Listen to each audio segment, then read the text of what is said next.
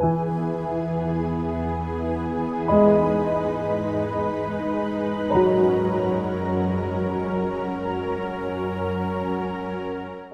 చేసుకోండి.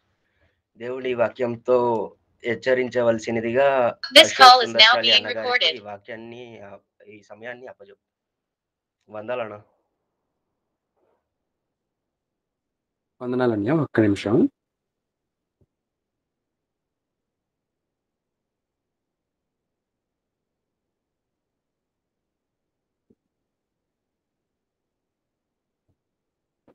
ప్రియమైన దేవుని వారలారా, ముందుగా మనందరి కన్న తండ్రి అయిన దేవునికి మనందరి పక్షమున యేసుక్రీస్తు వారి పేరట శుభాభివందనములు తెలియజేస్తున్నాను.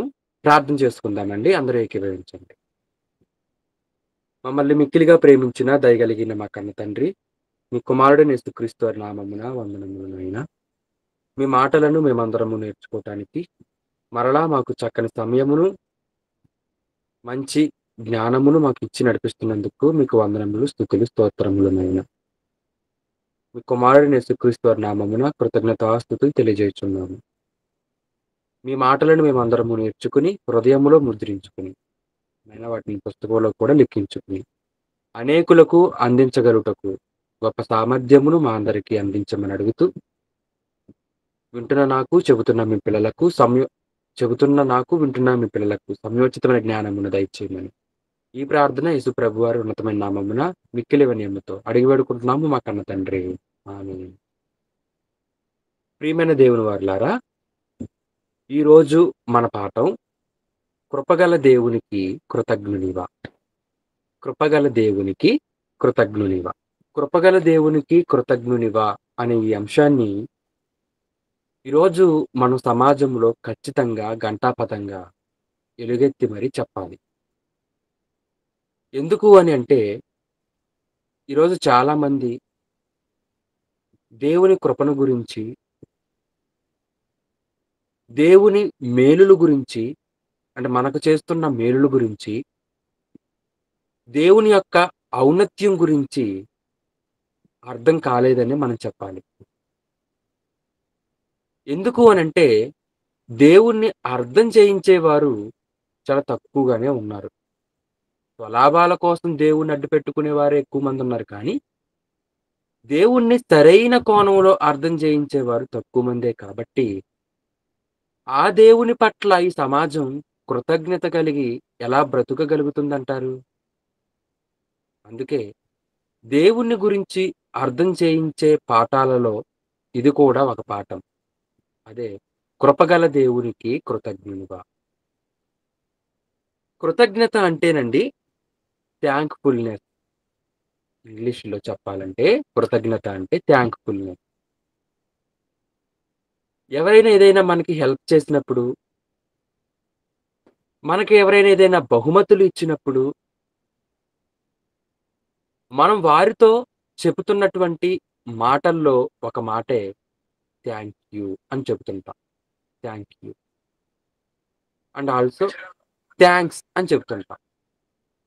థ్యాంక్ యూ సో మచ్ అని అంటుంటాం. టోటల్లీ అక్కడ మనకు కనిపిస్తుంది ఏంటంటే థ్యాంక్స్ అనే పదం, థ్యాంక్ఫుల్నెస్ అంటుంటాం. అంటే దేవునికి మనం కృతజ్ఞతని వ్యక్తపరుచుకోవాలి అనే విషయం మనకు అర్థమవుతుంది. ఇప్పుడు దేవునికి మనం కృతజ్ఞతని ఎలా వ్యక్తపరుచుకోవాలి? దేవునికి మనం కృతజ్ఞతని వ్యక్తపరుచుకోవటంలో ఎటువంటి ధోరణిలు లేదా ఎటువంటి మార్గాలు ఉన్నాయి అని అంటే, ఒకటి నోటి ద్వారా దేవుణ్ణి, ఇక్కడ మనకు అర్థమవుతుంది ఏంటంటే దేవునికి మనం ఏ విధంగా కృతజ్ఞతని వ్యక్తపరుచుకోవాలి అని అంటే, ఒకటి మాట ద్వారా దేవునికి కృతజ్ఞతని వ్యక్తపరుస్తాము. 2 క్రియల ద్వారా కూడా దేవునికి కృతజ్ఞతను మనం వ్యక్తపరుస్తుంటాం. అలా దేవుని పట్ల మనం కృతజ్ఞత కలిగి బ్రతకటానికే ఈ స్వచ్ఛమైన వాక్యం మన దగ్గరికి వచ్చింది. ప్రతిరోజు మనం వాక్యం వింటున్నాము అని అంటే మీరు భారంగా భావించకండి, బలవంతంగా కూడా మీరు దానిని భావించకండి. ఒక్కసారి వాక్య ధ్యానం గురించి, అసలు వాక్యం గురించి ఏమని వ్రాయబడిందో ఒక మాట మీరు చూడగలిగితే సమూయేలు 2వ గ్రంథము 22వ అధ్యాయము 31వ వచనం చూడండి. దేవుడు యథార్థవంతుడు, దేవుడు యథార్థవంతుడు, యెహోవా వాక్కు నిర్మలము. ఆయన వాక్కు నిర్మలము. దేవుని వాక్యం, మాటలు, దేవుడు పలికిన దేవోక్తులు అవి ఎటువంటివి అనంటే నిర్మలము అని ఉంది. నిర్మలము. దేవుని వాక్యం నిర్మలమైతే ఆ వాక్యం విన్నవారు కూడా ఎటువంటి వారు అవుతారో తెలుసా? నిర్మలులు అవుతారు. అందుకే కాబోలు మన వస్త్రాలు మురికి పట్టి ఉన్నప్పుడు వీటిని నిర్మలంగా చేయాలనే వాషింగ్ పౌడర్కి ఏం పేరు పెట్టారు? నిర్మా అని పేరు పెట్టారు. అంటే అర్థం ఏంటన్నమాట? నిర్మా అని అంటే మన వస్త్రాలనది తెలుపుగా చేస్తాయి, నిగనిగలాడేవిగా చేస్తుంది ఆ పౌడరు. చక్కని కలర్లో వచ్చేటట్టుగా చేస్తుంది. మురికిని మొత్తం తీస్తుంది, మురికిని మొత్తం తీస్తుంది, నిర్మలంగా చేస్తుంది. వస్త్రాల్లో ఏం చేస్తుంది అన్నమాట? మురికిని తీసి మంచి నిర్మలతనిస్తుంది. అందుకోసం ఆ పౌడర్కి ఏం పేరు? వాషింగ్ పౌడర్కి, మనం బట్టలు ఉతికే ఆ వాషింగ్ పౌడర్కి నిర్మా అని పెట్టారు. నిర్మలము అంటే మరొక పదం ఇంగ్లీష్లో అబ్స్టర్జెంట్ అని ఉంది. తెలుగులో దాన్ని ఏమని చెప్పొచ్చు అన్నమాట? ఇంగ్లీష్లో మరొక పర్యాయ పదం ఏంటంటే ప్యూరిఫై. అంటే ప్యూర్ చేస్తుంది అన్నమాట, నిర్మలం చేస్తుంది, మెరుగుగా చేస్తుంది. ఏంటది? వాక్యం. కాబట్టి ఈ రోజు నుంచి మీరు ఏమనుకోవాలో తెలుసా? మీకు కాన్ఫరెన్స్లో లింక్ షేర్ అవుతున్నప్పుడల్లా మీరు ఏమనుకుంటారంటే, రైట్, నేను ఇప్పుడు నిర్మలం అవ్వటానికి నాకు లింక్ షేర్ అయింది, నేను ఇప్పుడు కలవాలి, వాక్యం వినాలి, నాలో ఏమైనా మురికి ఏదైనా నా బ్రతుకులో ఉంటే దాన్ని నేను తీసివేసుకోవాలి. అలా తీసివేసుకోవటానికి కారణం, నాకు దోహదపడేది దేవుని మాటలే కాబట్టి ఆ మాటలను నేను ఇప్పుడు వినాలి అని మీరు కాన్ఫరెన్స్లో కలవాలి. తప్పితే అయ్యగారు లింక్ షేర్ చేస్తారు కాబట్టి ఇప్పుడు నేను కలవకపోతే అయ్యగారు ఏమనుకుంటారో, నేను కలవకపోతే మిగతా గ్రూప్ మెంబర్స్ ఏమనుకుంటారో, నేను కలవకపోతే లేకపోతే ఇంకెవరైనా ఏదైనా అనుకుని నా మీద ఏమైనా అపార్థం చేసుకుంటారేమో అని బలవంతంగాను, లేకపోతే ఎవరో ఏదో అంటారనో మీరు కలవకండి. మీరు కలవవలసింది ఏ విషయంలో అనంటే, వాక్యం వింటే నేను నిర్మలుడనవుతాను, వాక్యం వింటే నేను నిర్మలమైన దానినవుతాను అని మీరు వాక్యం కోసం కలవాలి. ఆ వాక్యం ఈరోజు మనందరికీ వినిపింపబడుతుంది. ఒకవేళ మనలో కృతజ్ఞత లేకపోతే మనం కృతజ్ఞత కలిగి బ్రతకాలి. ఇన్కేస్ మనలో కృతజ్ఞత ఉంటే మనం దేవునికి కృతజ్ఞత చెప్పుకుంటూ మనం బ్రతకాలి. దేవా, నాలో కృతజ్ఞత ఇచ్చి నడిపిస్తున్నందుకు వందనాలు తండ్రి, కృతజ్ఞతలు తండ్రి అని చెప్పాలి. రైట్, ఇంకా పాటలోకి ముందుకు వెళ్దాం. తిమోతి గారికి రాసిన 2వ పత్రిక 3వ అధ్యాయము 3వ వచనం చదువుకుందాం. తిమోతి గారికి రాసిన 2వ పత్రిక, అపోస్తలుడైన పౌలు గారు తిమోతి గారికి రాసిన 2వ పత్రిక 3వ అధ్యాయము 3వ వచనమును చదువుకుందామండి. అనురాగరహితులు, అతిద్వేషులు, అపవాదకులు, అజితేంద్రియులు, క్రూరులు, సజ్జన ద్వేషులు, ద్రోహులు, మూర్ఖులు, గర్వాంధులు, దేవుని కంటే సుఖానుభవం ఎక్కువగా ప్రేమించువారు, పైకి భక్తి గల వారి వలె ఉండియు దాని శక్తిని ఆశ్రయించని వారునై ఉందురు. రైట్ రైట్ రైట్ చదివమ్మా, కరెక్టే. ఏమనుకోకుండా ఒకసారి 2వ వచనం నుంచి కూడా చదవండి. ఎలాగనగా మనుష్యులు స్వార్థప్రియులు, ధనాపేక్షులు, బింకములాడువారు, అహంకారులు, దూషకులు, తల్లిదండ్రులకు అవిధేయులు, కృతజ్ఞత లేని వారు, అపవిత్రులు. చాలు. రైట్, ఇక్కడ ఏమనుంది? మనుష్యులు అని అంటున్నాడు. మనుష్యుల యొక్క ఆలోచనలను ఇక్కడ చెబుతున్నాడు. అది ఏంటి అనంటే, వారు స్వార్థ ప్రియులు, ధనాపేక్షులు, బెంకములాడు వారు, అహంకారులు, దోషకులు, తల్లిదండ్రులకు అవిధేయులు అని చెబుతూ ఇక్కడ ఇంకొకటి అన్నాడు, కృతజ్ఞత లేనివారు అని అంటున్నాడు. కృతజ్ఞత లేనివారు అని అంటున్నాడు. వీరు ఎప్పుడు ఎక్కడ కనిపిస్తారు అని అంటున్నాడు అంటే, మొదటి వచనంలో అంత్య దినములలో అపాయకరమైన కాలములు వచ్చునని తెలుసుకొనుము అని అంటున్నాడు. అపాయకరమైన కాలం, అపాయకరమైన కాలం, అపాయకరమైన కాలం అని అంటే ఏం చెప్పాలి? అంత్య దినాలలో ఏదో కరోనా రోగం వస్తది, అప్పుడు అపాయకరమైన కాలాలవి, ఎవరికి ఆహారం దొరకదు, అందరూ పస్తులతోనే బ్రతకాలి, బయటికి వెళ్ళటానికి ఒక సమయం ఉండదు, ఒకవేళ బయటికి వెళ్తే పోలీసు వాళ్ళు లాఠీ కర్రలతో బాది మరల లోపలికే పంపిస్తారు, కాబట్టి కరోనా లాంటి రోగాలు వస్తాయి, సునామీలు వస్తాయి, లేకపోతే భూకంపాలు వస్తాయి, లేకపోతే ప్రకృతి వైపరీత్యాలు ఏదో ఒక రకంగా మనల్ని చుట్టుముట్టుకుంటాయి, లేకపోతే జంతువులు మనుషుల మీద తిరుగుబాటు చేస్తాయి అని ఏదో ఒకటి చెప్పవలసింది పోయి ఏమంటున్నారు ఇక్కడ దేవుడు అని అంటే కృతజ్ఞత లేనివారు అని అంటున్నాడు. అంటే ఇప్పుడు కృతజ్ఞత లేకపోతే వారికి అపాయమా? గమనించండి. కృతజ్ఞత లేని వారికి అపాయం ఏంటి? అంతేనండి. ఎవరికైతే అబద్ధాలు బాగా వస్తున్నాయో వారికి అపాయం ఉంది. ఎవరైతే బింకములాడుతున్నారో వారికి అపాయం ఉంది. ఎవరైతే తల్లిదండ్రులకు అవిధేయులుగా ఉంటున్నారో వారికి అపాయం ఉంది. ఎవరైతే కృతజ్ఞత లేని వారిగా ఉంటున్నారో అది అపాయకరమైన కాలం. వీళ్ళందరూ అపాయంలో పడిపోబోతున్నారు.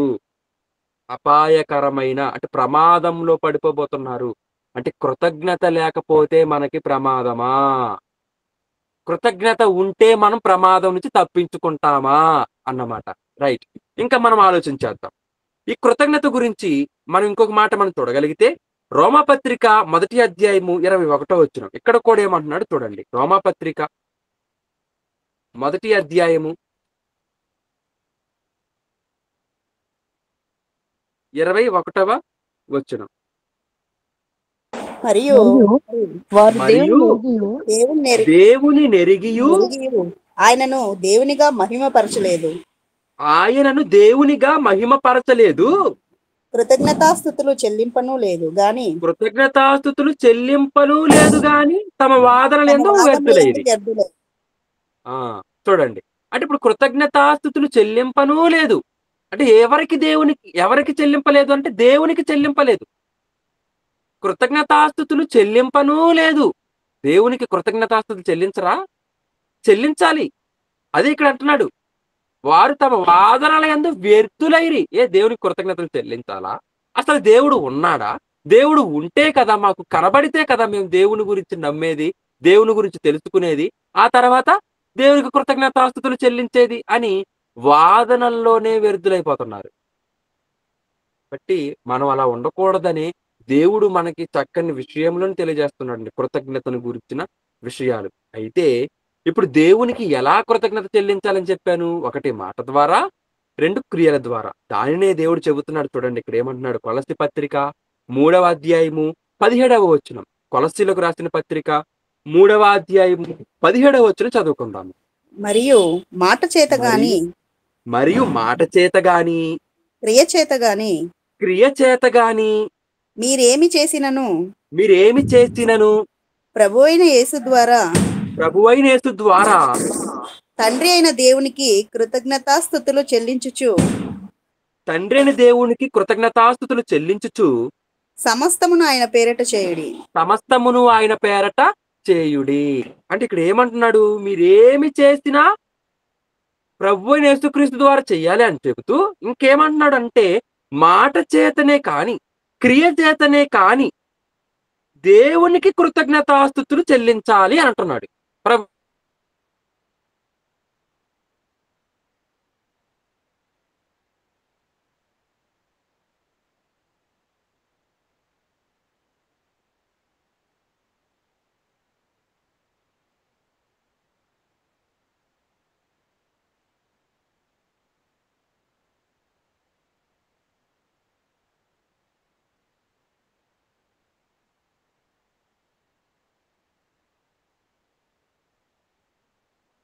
నాకు మంచి ఆహారం ఇచ్చావు తండ్రి అని భోజనం చేసే ముందు థ్యాంక్ యూ తండ్రి అని చెబుతుంటారా?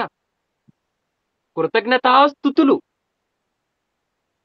మనం దేవునికి కోటి స్తుతులు చెబుతాం, కానీ కృతజ్ఞతాస్తుతులు చెబుతున్నావా? హిందువులు ఎలాగైతే రామకోటి అని 100 రామకోటి అని కోటి సార్లు రామ రామ రామ రామ అని ఎలాగైతే వాళ్ళు మాట్లాడుతుంటారో మన వాళ్ళు కూడా ఇప్పుడు అదే నేర్చుకున్నారు.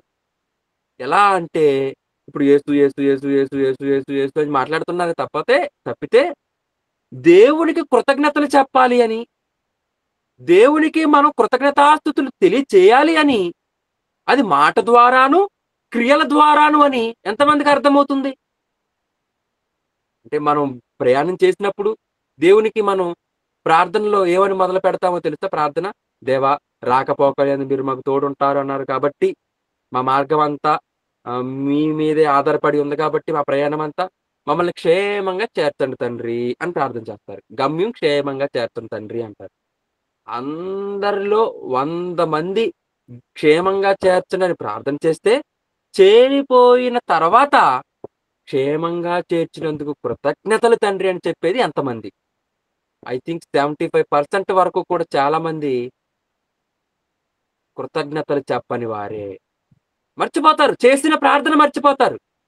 క్షేమంగా గమ్యం చేర్చండి తండ్రి అని చేసిన ప్రార్థన మర్చిపోయి, చేర్చిన తర్వాత కృతజ్ఞతలు చెప్పలేకపోతారు. దేవునికి ఏదో చెయ్యాలి అని మీరు ప్రార్థనలో దేవుడు మనకి ఏదో చెయ్యాలని ప్రార్థన మనం చేస్తుంటాం. నీ చిత్తమైతే చెయ్యి తండ్రి అని. అది దేవుడు చేసిన తర్వాత 75% వరకు చాలా మంది అసలు మనం దేవుడి నుంచి ఈ మేలు పొందుకున్నామని విషయాన్ని మర్చిపోతుంటారు. అసలు దేవుడు మాకు ఏం మేలు చేశాడు అని ఆలోచిస్తుంటారు. అసలు దేవుడు ఏం మేలు చేశాడని అడుగుతున్నారంటే దేవుని మేలు అర్థం కాలేదా? అసలు దేవుడు చేసిన మేలులు ఏంటో ఒక్కసారి మనం చూద్దామా? యెషయా గ్రంథము 44వ అధ్యాయము 2వ వచనం. యెషయా గ్రంథము 44వ అధ్యాయము 2వ వచనం చూడండి. యెషయా గ్రంథము 44వ అధ్యాయము 2వ వచనం చదువుకుందాం. నిన్ను సృష్టించి గర్భములో నిన్ను నిర్మించి నీకు సహాయము చేయువాడైన యెహోవా చాలమ్మ. ఇక్కడ ఏమంటున్నాడంటే దేవుని గురించి పరిచయం. యెషయా గ్రంథంలో నా గురించి పరిచయం చేసుకుంటున్నాను అనుకోండి, నేను అశోక్ సుందరశాలి మహారాష్ట్రలో నుంచి నేను మాట్లాడుతున్నాను అని మాట్లాడుతున్నాను. అలాగే మీ గురించి మీరు పరిచయం చేసుకున్నారండి, మీ పేరు చెప్పి బెంగళూరు అని, హౌస్ ఆఫ్ జీసస్ క్రైస్ట్ అని మీరు మాట్లాడుతున్నారు. మరి దేవుని గురించి పరిచయం చేస్తూ ఏమని మాట్లాడుతున్నాడంటే, దేవుని గురించి పరిచయోక్తులు చాలా ఉన్నాయి. సైన్యములకు అధిపతి యెహోవా, తర్వాత దేవుడైన యెహోవా, ఆ తర్వాత సర్వశక్తి గల దేవుడు, ఉన్నవాడైన దేవుడు, అబ్రహాము ఇస్సాకు యాకోబుల దేవుడు, ఇలా చాలా ఉన్నాయి. తండ్రి అయిన దేవుడు అని మనం దేవుని గురించి చాలా పరిచయాలు మాట్లాడుతుంటే, ఇక్కడ ఇంకొక పరిచయం మనకు కనపడుతుంది. అదేంటంటే సృష్టించి నిర్మించి గర్భములో సహాయము చేసిన యెహోవా. యెహోవా అంటే ఏంటి? ఇప్పుడు నిన్ను సృష్టించి గర్భములో నిన్ను నిర్మించి నీకు సహాయము చేసిన యెహోవా. ఇది మరొకటి యెహోవా గురించిన పరిచయం. దేవుని గురించి, మన తండ్రిని గురించిన పరిచయం. అంటే గమనించండి, గర్భంలో దేవుడు గనక మనకు సహాయం చేయకపోతే మనం బ్రతకలేము. గర్భంలో ఉన్న బిడ్డ గురించి తల్లి ఆలోచన చేయదండి. జాగ్రత్తగా గమనించండి. ఎప్పుడో ఒకప్పుడు మాత్రం ఆలోచన చేస్తుంది. తిన్నప్పుడు ఆలోచన, ఓహో నేను తింటున్నాను కాబట్టి నా గర్భంలో ఉన్న బిడ్డ కూడా బలంగా ఉండాలంటే, ఆరోగ్యంగా ఉండాలంటే నేను మరొక ముద్ద తినాలి అని మరొక ముద్ద ఎక్కువ తింటది తప్పితే, ఆ ప్రెగ్నెన్సీ గర్ల్ ఎవరైతే ఉన్నారో ఆ ఉమెన్ ప్రెగ్నెంట్ గా ఉన్నప్పుడు ఆమె ఏం చేస్తది? నేను ఒక ముద్ద ఎక్కువ తినాలని తింటది తప్పితే ఆ ముద్దని డైరెక్ట్ గా తీసుకెళ్లి బిడ్డకి ఎలా అందిస్తుంది? అందించలేదు. ఆ గర్భవతిగా ఉన్నప్పుడు ఆమె గాలి పీల్చుతాది తప్పితే గర్భంలో ఉన్న బిడ్డకి గాలి అందించలేదు. అందించగలలేదు. అందించలేదు అంటే అందించలేదు అని, రైట్. తర్వాత ఆమె నీరు త్రాగుతాది తప్పితే గర్భంలో ఉన్న బిడ్డకి నీరును అందించలేదు.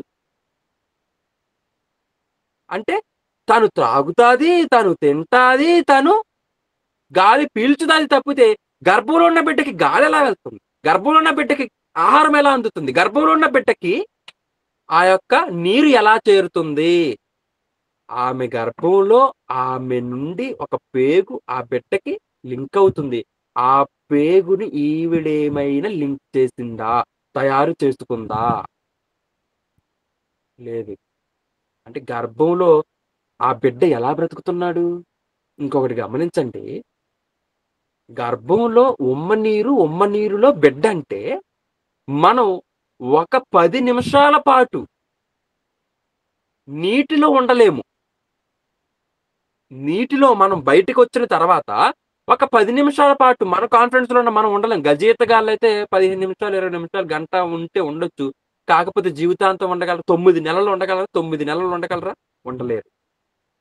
కానీ ఇప్పుడు గర్భంలో ఉన్న బిడ్డ ఉమ్మ నీటిలో 9 నెలలు ఉండి బ్రతికాడు అని అంటే గమనించండి, అసలు ఆ బిడ్డ ఎలా బ్రతికాడు నీటిలో? అసలు నీటిలో బిడ్డని దేవుడు పెట్టడం ఏంటండి? ఎంత వండర్గా ఉంది చూడండి. అంటే డెలివరీ అవుతున్నప్పుడు ఆ బిడ్డని బయటికి వచ్చేటప్పుడు ప్రీ డెలివరీ అవ్వాలంటే ఆ నీటి చెమ్మ ఉండాలి అని దేవుని యొక్క ఆలోచన చూడండి ఎలా ఉందో. ఎంత గొప్పగా దేవుడు ప్లాన్ చేశాడో ఆలోచన చేయండి. ఇది దేవుడు మనకి చేసిన మేలు కాదంటారా? అసలు మనము ఉన్నాము అంటేనే దేవుని వల్ల ఉన్నాము. ఇక్కడ అంటున్నాడు కదా, మనం సృష్టింపబడ్డాము. మనం దేవుడు తయారు చేయగా, ఈ ఆకారాన్ని దేవుడు తయారు చేయగా మనం వచ్చాము అని అంటే దేవుని కష్టం మేరకే ఈ ముక్కు, ఈ నోరు, ఈ చెవులు, ఈ కళ్ళు, ఈ చేతులు, ఈ కాళ్ళు, ఈ అవయవాలన్నీ వచ్చాయి అని అంటే అసలు ఇంతకంటే మేలు ఎవరు చేయగలరు చెప్పండి? ఆలోచన చేయండి. నవమాసాలు మోసిన తల్లినే మనం గౌరవించి అమ్మ ప్రేమ గురించి మనం మాట్లాడుతూ ఏమని చెబుతాము అనంటే 100 దేవులే కలిసొచ్చినా అమ్మా నీలాగా చూడలేరు. సినిమా పాటలు చూడండి ఎలా వచ్చేసాయి. అంటే 100 దేవుళ్ళు కలిసి వచ్చినా అమ్మలాగా చూడలేరా? మరి ఏదైనా ఒక రోజు మరి ఆ తల్లికి నీ ముక్కును తయారు చేయమని చెప్పు, చేస్తదేమో. చెవు కోసేసుకుని అమ్మ నా చెవి తెగిపోయింది ఒకసారి తయారు చేసి పెట్టవా, అతికిచ్చవా అని అడుగు, చేస్తదేమో. డాక్టర్ గారి దగ్గర తీసుకెళ్ళి కుట్లు వేపిస్తుంది, చెవికి అతికించేస్తుంది తప్పితే నీకు చెవిని తయారు చేసి ఇవ్వలేదు. నీ కిడ్నీ పాడైపోయినప్పుడు అమ్మ నా కిడ్నీ తయారు చేసి పెట్టవా అని అడుగు, ఇడ్లీ చేస్తుంది తప్పితే కిడ్నీ చేయదు. రైట్. తర్వాత నీ కాలు తెగిపోయినప్పుడు ఇన్కేస్ ఏదైనా ఈ ప్రమాదం జరిగినప్పుడు తల్లులందరూ ఉన్నారు కదా, మరి కాళ్ళు తెగిపోయిన ఈ కుమారులందరూ లేదా కుమార్తెలందరూ కూడా అమ్మ నా కాళ్ళు తయారు చేసి పెట్టవని అడగొచ్చు కదా. గర్భంలో నన్ను 9 నెలలు మోసావు కదా అమ్మా, గర్భంలోని అవయవాలు తయారయ్యాయి కదా, మరి బయటకు వచ్చినప్పుడు కాలు ఊడిపోయింది, కాలు తెగిపోయింది, యాక్సిడెంట్ ఏదో అయిపోయింది కాలుకి, ఇప్పుడు కాలు తయారు చేసి పెట్టవా అని అడగపోయావా? తయారు చేసి పెడుతుందేమో. పెడుతుందా? ఆలోచన చేయండి. అంటే అర్థం ఏంటన్నమాట, తల్లి ఆకారాన్ని నిర్మించడానికి కర్మాగారంగా ఉపయోగపడుతుంది తప్పితే ఈ ఆకారాలను తయారు చేయలేదు. She can't create any organ in our body. అంటే ఇప్పుడు గమనించండి, ఈ అవయవాలన్నీ వచ్చాయి అనంటే దేవుని వలనే వచ్చినప్పుడు దేవుడు మనకి ఎంత మేలు చేశాడు. రైట్. మనం పుట్టాము అంటేనే మనకు అవయవాలు వచ్చాయి అంటేనే దేవుని వలన. మరి ఈ భూమి మీద మనం వచ్చిన తర్వాత మనం నీరు త్రాగుతున్నాము, ఆహారం తింటున్నాము, పంచభూతాల సారాన్ని మనం అనుభవిస్తున్నామంటే అది ఎవరి వలన? అది కూడా చూడండి. పౌలు గారు చెప్పారు. అపోస్తలుల కార్యములు 17వ అధ్యాయము 14వ వచనం. కాబోలు ఒకసారి చూస్తానంటే అపోస్తలుల కార్యములు 14వ అధ్యాయం చూడండి. అపోస్తలుల కార్యములు 14వ అధ్యాయం 17వ వచనం. అపోస్తలుల కార్యములు 14వ అధ్యాయము 17వ వచనం. ఆయనను ఆయన ఆకాశం నుండి మీకు వర్షమును ఫలవంతములైన ఋతువులను దయచేయచ్చు ఆహారమును అనుగ్రహించుచు ఉల్లాసముతో మీ హృదయములను నింపుచు మేలు చేయుట చేత తన్ను గూర్చి సాక్ష్యము లేకుండా చేయలేదని బిగ్గరగా చెప్పిరి. ఇక్కడేముందో చూడండి. తన్ను గూర్చి సాక్ష్యము లేకుండా చేయలేదు దేవుడు. తన్ను గూర్చి సాక్ష్యం లేకుండా చేయలేదు దేవుడు. అంటే దేవుడు ఏం చేశాడు? తనను తాను పరిచయం చేసుకున్నాడు, తనను తాను సాక్ష్యం చెప్పుకున్నాడు దేవుడు.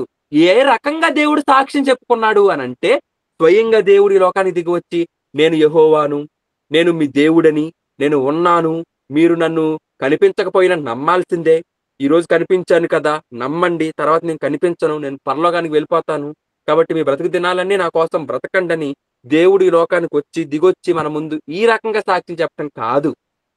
ఏ రకంగా దేవుడు సాక్ష్యం చెప్పాడు తెలుసా? మేలులు చేసి నేను ఉన్నాను అని దేవుడు చెప్పుకుంటున్నాడు. మేలులు చేసి నేనున్నాను అని దేవుడు చెప్పుకుంటున్నాడు. నేనున్నాను. ఎలా ఉన్నానో తెలుసా? నువ్వు గాలి పీలుస్తున్నావు అంటే నేనున్నాను. మరి గాలి ఎవరు చేశారు? కనిపించే మనిషి కనిపించే వస్తువులు చేయటానికే తల ప్రాణం తోకకొస్తున్నప్పుడు మరి కనిపించని గాలిని ఎలా చేయగలడు? అర్థం చేసుకోండి. మరి గాలి కనిపించినప్పుడు ఆ గాలిని తయారు చేసింది ఎవరై ఉంటారు? దేవుడే అని నమ్మాలి. ఈ సృష్టిలో ఈ నీరు 3 వంతుల నీరు, ఒక భాగం భూమి ఉంది అనంటే ఈ నీరంతా ఎవరు చేశారు? ఈ భూమిని ఎవరు తయారు చేశారు? అది దేవుడే అని నమ్మాలి. ఈ పక్షులు, ఈ జంతువులు, ఈ చేపలు ఇదంతా ఎవరి వలన కలిగాయి అనంటే దేవుడు ఉన్నాడని నమ్మాలి. ఇక్కడ అదే అంటున్నాడు. ఏమన్నాడంటే ఆకాశము నుండి వర్షం, ఫలవంతములైన ఋతువులు దయచేయచ్చు. ఆకాశము నుండి వర్షం రావాలి. వర్షం గనక రాలేదనుకోండి ఏమైపోతుందో తెలుసా? పంటలు పండవు, నదులు నిండవు, చెరువులు నిండవు, మనకు తాగటానికి నీటి చుక్క ఉండదు. మన బ్రతుకులు ఆవిరైపోతాయి. మనం అందరం కూడా చచ్చిపోతాం నీరు లేకపోతే. ఆహారం లేకపోతే మనిషి ఒక నెల రోజులైనా బ్రతకగలడేమో కానీ, భోజనం లేకపోతే బ్రతకగలడేమో కానీ, నీరు లేకపోతే వారం రోజులు కూడా బ్రతకలేడని శాస్త్రీయంగా శాస్త్రవేత్తలు చెప్పారు. అంటే నీరు మనకి అవసరం. మరి ఈ నీరు ఎవరు తయారు చేశారు? వర్షం ఎలా వస్తుంది? మనం మరలా సైన్స్ చెప్తాం. ఏమనంటే ఈ సముద్రంలో ఉన్నటువంటి నీరు ఆవిరయ్యి మేఘాల్లోనికి వెళ్ళి, మేఘాల్లో ఉన్న నీరు నదుల్లో పడితే, నదుల్లో నీటి ద్వారా మనం చెరువుల్లో నింపుకుంటున్నాం, లేదా మన అవసరతలు తీర్చుకుంటున్నాం, లేకపోతే మనం బోర్లు వేయించుకుని ఆ నీరు జలాలని మనం వాడుతున్నాము అని మనం అంటుంటాం. మరి ఆ నీరు ఎలా పైకి వెళ్ళింది? ఎలా క్రిందకి వచ్చింది? వాటి వెనక ఉన్నది ఎవరు? ఒక బాటిల్లో నీరు ఉందంటే దానికి అదే వాటర్ బాటిల్లోకి వెళ్ళిపోయింది అంటావా నువ్వు? లేకపోతే బాటిల్లో ఎవరో ఒకరిని వాటర్ని నింపే ఉంటారు అని అంటావా? ఎవరూ లేకపోతే వాటర్ బాటిల్లోకి ఎలా వెళ్తాయి? అలాగే ఎవరూ లేకపోతే ఈ నీరు అక్కడికి మేఘాల్లోకి ఎలా వెళ్తుంది? ఎవరూ లేకపోతే మేఘాల్లో నీరు ఈ భూమి మీదకి వర్షం ఎలా పడుతుంది?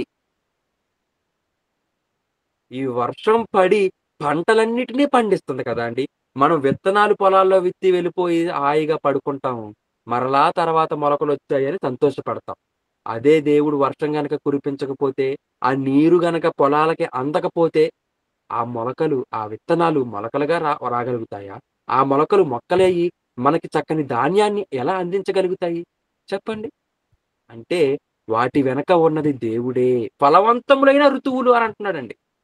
ఋతువులు అంటే మనం ఋతువులకి పేర్లు పెట్టుకున్నాం. శరద్ ఋతువు, గ్రీష్మ ఋతువు, శిశిర ఋతువు, హేమంత ఋతువు అని ఋతువులకి 6 ఋతువులని మనం పేర్లు పెట్టాం తప్పితే ఈ ఋతువులు ఎలా వచ్చాయని ఆలోచించడం లేదు. ఈ వర్షం ఎలా వచ్చిందని ఆలోచించడం లేదు. వైఎస్ రాజశేఖర రెడ్డి గారండి తాను బ్రతుకున్న దినాల్లో ఆంధ్రప్రదేశ్‌కి ముఖ్యమంత్రిగా ఉన్నప్పుడు అతను ఏం చేశారు అనంటే, వర్షాలు పడట్లేదు కదా అని అతను ఒక ప్లాన్ చేశారండి. ఒక శాస్త్రీయంగా అతను పెట్టిన ప్రాజెక్ట్ ఏంటంటే క్లౌడ్ బర్స్ట్ అనుకుంటా. Cloud burst. అంటే క్లౌడ్ అంటే మేఘం. బర్స్ట్ అంటే పేలిపోవటం.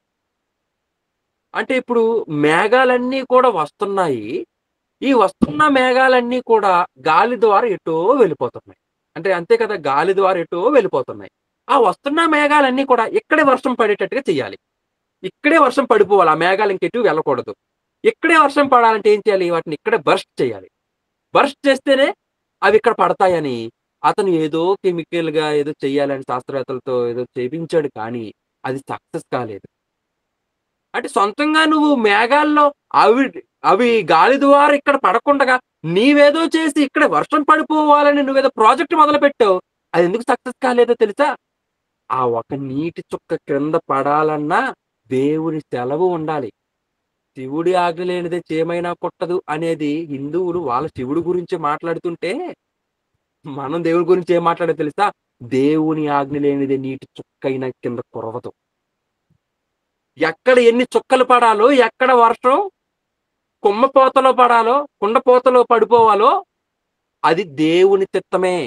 కాబట్టి వర్షాన్ని మనకి ఇస్తుంది దేవుడు, ఫలవంతమైన ఋతువులను మనకి ఇస్తుంది దేవుడు, ఉల్లాసంతో మన కడుపులను మన హృదయములను నింపుతుంది దేవుడు. అలాంటి దేవుడు మేలులు చేస్తే ఆ దేవునికి మనం ఏ రోజైనా కృతజ్ఞతలు చెబుతున్నామా? థ్యాంక్ఫుల్ గా మనం బ్రతుకుతున్నామా? ఆలోచించారు. అందుకే దేవుని గురించి మనం కృతజ్ఞతలు చెప్పాలి. ఎక్కడ చెప్పాలి ఇప్పుడు దేవునికి కృతజ్ఞతలు అని అంటే కీర్తనకారుడు చెప్పాడండి. ఎక్కడ చెప్పాలో చెప్పాడు.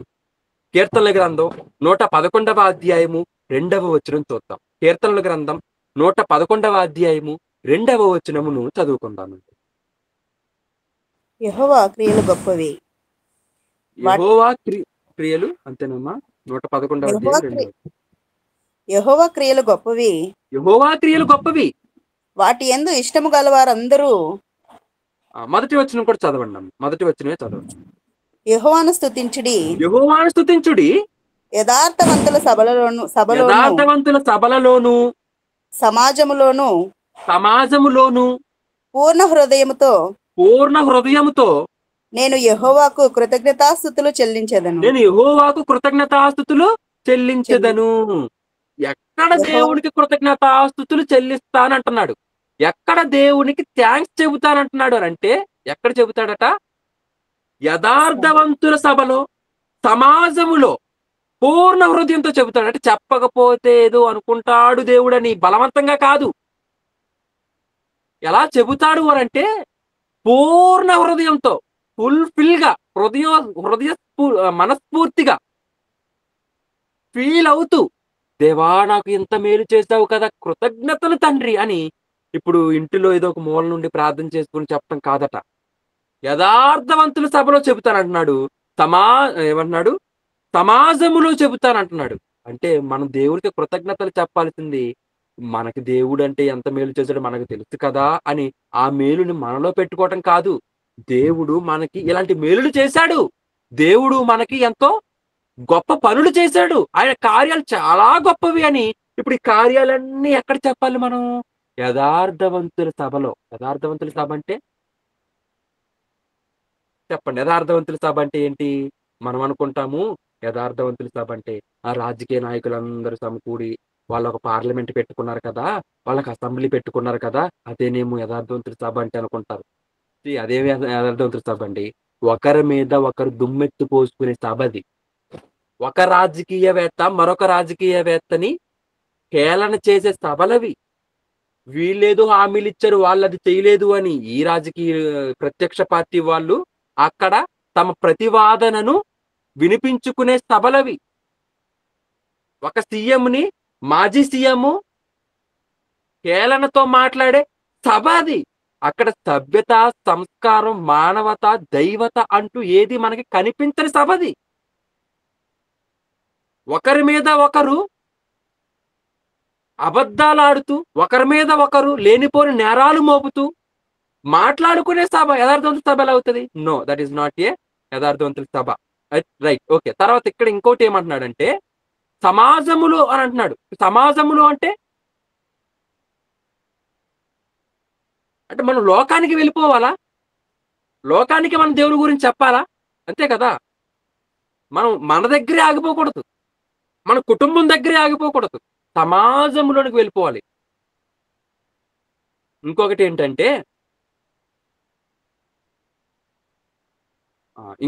ఏంటంటే ఇప్పుడు రచ్చబండ కార్యక్రమాలు కానీ, బ్రతుకు జట్కా బండి కార్యక్రమాలు కానీ ఇటువంటి కొన్ని వచ్చాయండి. ఈ కార్యక్రమాలు కూడా యథార్థవంతుల సభలు అని అనుకుంటున్నారా? అవి కూడా యథార్థవంతుల సభలు కాదు. ఒకరు చేసిన లోపాన్ని మరొకరు ఎత్తి చూపించుకునే సభలు అవి తప్పితే యథార్థవంతుల సభలు కాదు. యథార్థమైనది వాక్యం. యథార్థమైనది వాక్యం. వాక్యం గురించి దేవుడు ఏమన్నాడంటే అది యథార్థమైనది అని అన్నాడు. కాబట్టి యథార్థమైనది వాక్యం అయినప్పుడు వాక్యం ఎక్కడైతే ఉంటుందో అక్కడే యథార్థవంతుల సభ. అంటే ఈరోజు కాన్ఫరెన్స్ లో, గూగుల్ మీట్ లో మీరు నేను అందరం కలిసి వాక్యాన్ని ధ్యానించుకుంటున్నాం. ఇదేంటి ఇప్పుడు? యథార్థవంతుల సభ. అలాగే మీరు ప్రతిసారి కూడా ఆరాధనకు వెళ్ళి చర్చిలో మీట్ అవుతూ అందరూ కూడా దేవుని స్తుతిస్తారు. అదేంటి ఇప్పుడు అది? యథార్థవంతుల సభ. గృహ కూడికలు అని గృహాల్లోనికి వెళ్లి ప్రార్థన చేస్తూ అక్కడ ఉన్న వారిని బలపరిచి వస్తుంటారు. అదేంటది ఇప్పుడు? యథార్థవంతుల సభ. పెద్ద పెద్ద పబ్లిక్ మీటింగ్స్ జరుగుతుంటాయి. యేసుక్రీస్తు వారి సువార్త కూడికలు. అది యథార్థవంతుల సభ. దేవుడు ఎవరు, ఆయన ఎందుకు నమ్మాలి అని ఒక మీటింగ్ పెట్టి అందరికీ మనం వాక్యం చెబుతున్నామంటే అది యథార్థవంతుల సభ. అంటే ఇప్పుడు దేవుని పిల్లలందరూ ఎక్కడ కూడుకుంటారో వాళ్ళందరూ యథార్థవంతులు కాబట్టి వాక్యం యథార్థమైనందున ఆ వాక్యాన్ని ధ్యానించుకుంటున్నారు కాబట్టి అక్కడండి యథార్థవంతుల సభ అని మనం వాడాలి. మనం ఈ యథార్థవంతుల సభ అనేది మనం తీసుకెళ్ళిపోయి ఎక్కడ వాడతాము? లోకంలో ఉండే నలుగురు మాట్లాడుకునే పంచాయతీల గురించి మనం మాట్లాడుతుంటాం. అది కాదు. కాబట్టి దేవుణ్ణి మనం మీటింగ్స్లలో ఒప్పుకోవాలి, దేవుని గురించి చెప్పాలి, దేవుని గురించి విలువైన మాటలు తెలియచేయాలి. ఆయనకి అక్కడ మనం కృతజ్ఞతాస్తుతులు చెప్పాలి. సమాజానికి వెళ్ళిపోవాలి, సర్వలోకానికి వెళ్ళి సర్వ సృష్టికి సువార్తను ప్రకటించండి అన్నాడే తప్పితే ఇంటిలోనే ఉండి మంచం మీద పడుకుని అక్కడే దేవునికి ప్రార్థన చేసుకుని మీరు మీ భక్తిని కనపరుచుకోండి అనలేదు. కాబట్టి ఈ విషయాలు మనకు అర్థం కావాలండి. యథార్థవంతుల సభలోనికి వెళ్ళాలి, సమాజంలోనికి వెళ్ళాలి, అక్కడ దేవునికి కృతజ్ఞతాస్తుతులు చెప్పాలి అని చెబుతున్నాడు. ఇంకా ఏమంటున్నాడు చూడండి. కొరింథీయులకు రాసిన 2వ పత్రిక 9వ అధ్యాయము 10వ వచనం. అపోస్తలుడైన పౌలు గారు కొరింథీ సంఘానికి రాసిన 2వ పత్రిక 9వ అధ్యాయము 10వ వచనం మనం చదువుకుందాం. విత్తువానికి విత్తనమును తినుటకును, ఆ విత్తువానికి విత్తనమును తినుటకు ఆహారమును దయచేయి దేవుడు మీకు దయచేయు దేవుడు మీకు విత్తనము దయచేసి విస్తరింపచేసి మీరు ప్రతి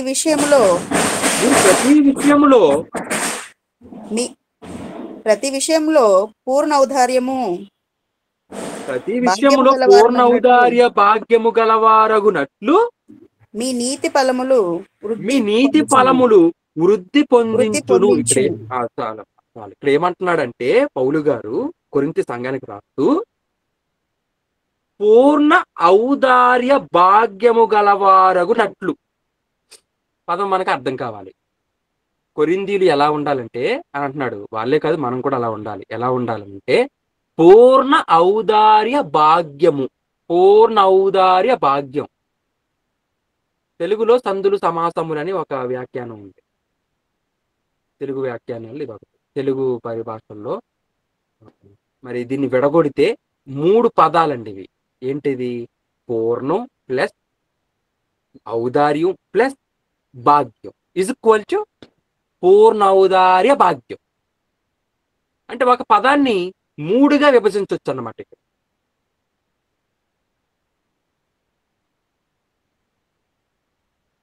ఇప్పుడు ఒక పదాన్ని 3గా విభజిస్తే పూర్ణ ఔదార్య భాగ్యం అన్నాడు. పూర్ణం అంటే మీకు తెలుసు కదా, ఫుల్ఫిల్ గా 100% సంపూర్ణంగా అని. రైట్. ఔదార్యము అంటే కూడా మీకు తెలుసు. మళ్ళీ నేను గుర్తు చేస్తున్నాను. ఔదార్యం అంటే ఏంటంటే ఇచ్చే గుణం. ఎవరైనా లేని వారు ఉన్నప్పుడు మనం వారికి ఉచితంగా ఇచ్చి వారిని ప్రేమించుకునే ఆ గుణాన్ని ఏమంటున్నారు అంటే మనకి ఇచ్చే మనసు ఉన్నప్పుడు దానిని ఔదార్యం అని అంటుంటాం.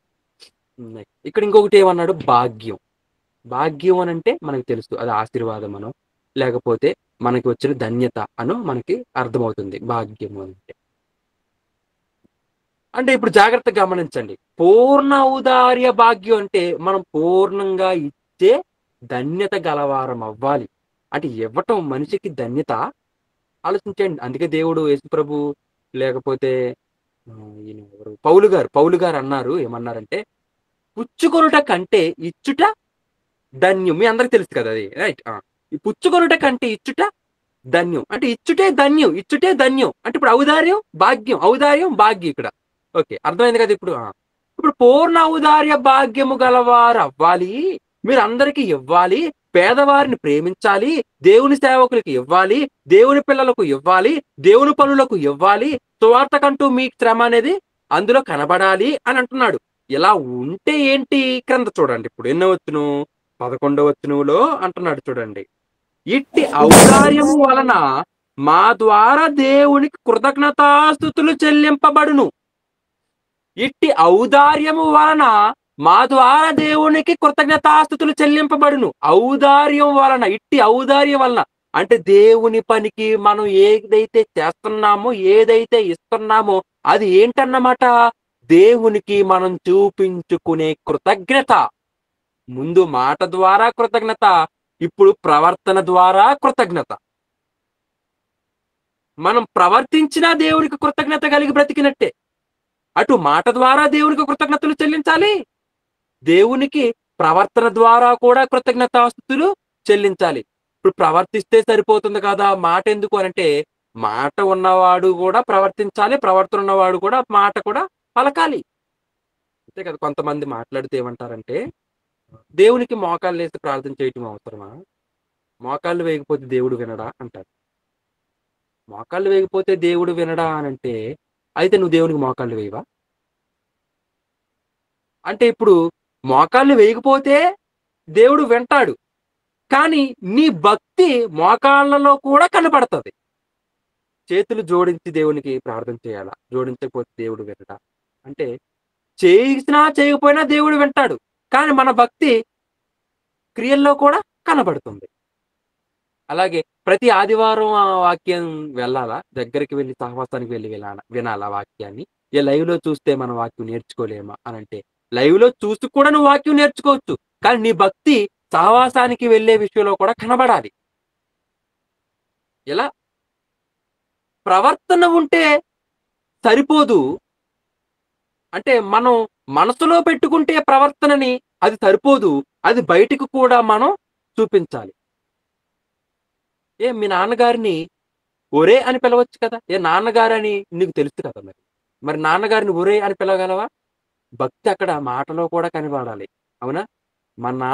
మనల్ని కన్నా మన తండ్రులను మనం ఒరే అరే అని పిలిస్తే అది భక్తి కాదు, అది గౌరవం కాదు, అది ప్రేమ కాదు.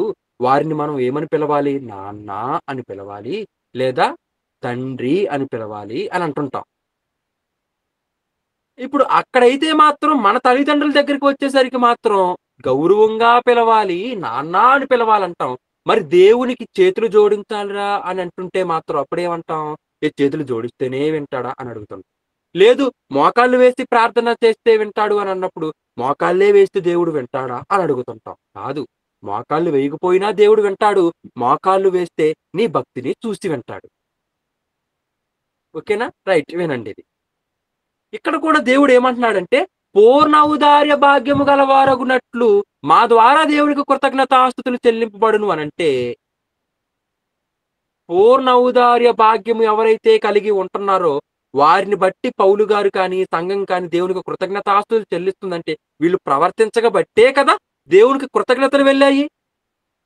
కాబట్టి మన ప్రవర్తన ద్వారా కూడా దేవునికి థ్యాంక్ఫుల్నెస్ ని మనం వ్యక్తపరచుకోగలుగుతున్నాం. మన ప్రవర్తన ద్వారా కూడా దేవునికి మనం కృతజ్ఞత కలిగి బ్రతుకుతున్నాం. ఇలా మనం బ్రతకాలి.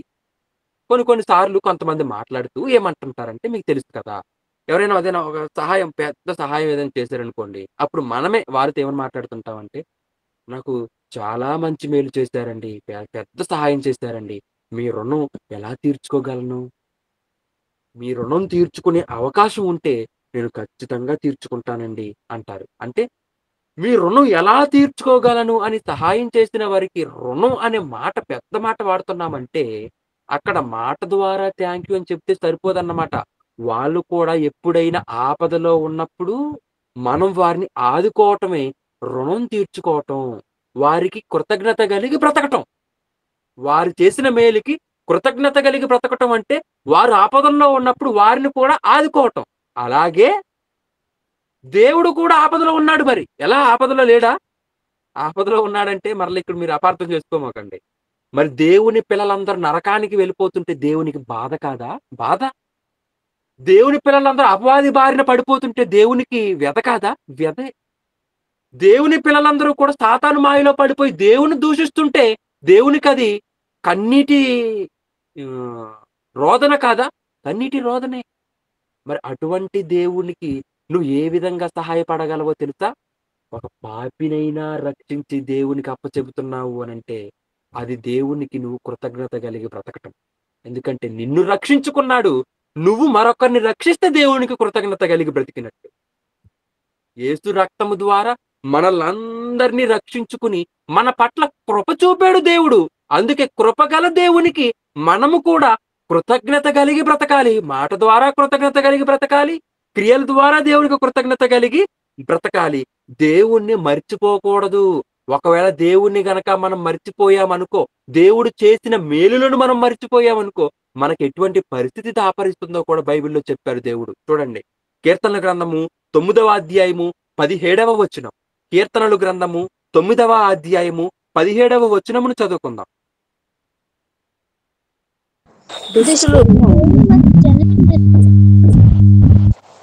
దుష్టులను దేవుని మరచు జనులందరూ పాతాళమునకు దిగిపోవుదురు. దుష్టులు పాతానికి వెళ్ళిపోతారు. ఇంకోటి ఏమన్నాడు తెలుసా? దేవునిని మరచు జనులందరూ. దేవునిని మరచు జనులలో కొందరు అనలేదు, దేవుణ్ణి మరచు జనులందరూ. దేవుణ్ణి మర్చిపోవచ్చా? దేవునికి కృతజ్ఞత లేకుండా బ్రతకొచ్చా?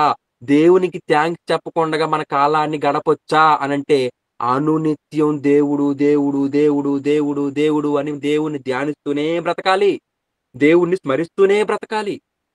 అందుకే దేవుడిని స్మరించాలనే విషయం ఎక్కడుందో తెలుసా? ఒకసారి చూడండి, మీకా గ్రంథం 4వ అధ్యాయము 5వ వచనం. సకల జనములు తమ తమ దేవతల నామమును స్మరించుచు నడుచుకొందురు. తమ తమ దేవతల నామమును స్మరించుచు నడుచుకొందురు. మనమైతే మన దేవుడైన యెహోవా నామము ఎల్లప్పుడూ స్మరించుకొందుము. మన దేవుడైన యెహోవా నామమును ఎల్లప్పుడూ స్మరించుకొందుము. స్మరణ అంటే ఏంటో తెలుసా? జ్ఞాపకం, ధ్యానించుకోవటం, మర్చిపోకుండా గుర్తు చేసుకోవటం. కొంతమంది చిన్నపిల్లల్ని ఏదైనా షాపుకి పంపించి ఒక 4-5 పనిముట్లు తీసుకురండి అని చెప్పామనుకోండి, వాళ్ళు స్మరించుకుంటూ వెళ్తారండి. కేజీ కారం, అర కేజీ ఉప్పు, పావు కేజీ పంచదార, కేజీ కారం, అర కేజీ ఉప్పు, పావు కేజీ పంచదార, కేజీ కారం, అర కేజీ ఉప్పు, పావు కేజీ పంచదార. ఎందుకంటే అక్కడికి వెళ్ళేటప్పుడు మర్చిపోతారేమో అని కదా. అంటే స్మరణ అంటే అక్కడికి వెళ్ళినా గుర్తుండాలి. అలాగే ఇప్పుడు దేవుడిని కూడా మనం ఎలా స్మరించుకోవాలి తెలుసా? దేవుడు మనకి ఆకాశం ఇచ్చాడు, దేవుడు మనకు భూమినిచ్చాడు, దేవుడు మనకు పంచభూతాలనిచ్చాడు, దేవుడు మనకు యేసు రక్తం ద్వారా పాప క్షమాపణనిచ్చాడు, దేవుడు మన కోసం పరిశుద్ధాత్మనిచ్చాడు, దేవుడు మన కోసం వాక్యాన్ని ఇచ్చాడు, దేవుడు మన కోసం కాన్ఫరెన్స్ నిచ్చాడు, దేవుడు మన కోసం సంఘ కాపరినిచ్చాడు, దేవుడు మన కోసం చక్కని వాక్యాలను అందించే సేవకులను ఇస్తున్నాడు అని దేవుడు దేవుడు దేవుడు దేవుడు దేవుడు అని స్మరించుకుంటూనే ఉండాలి.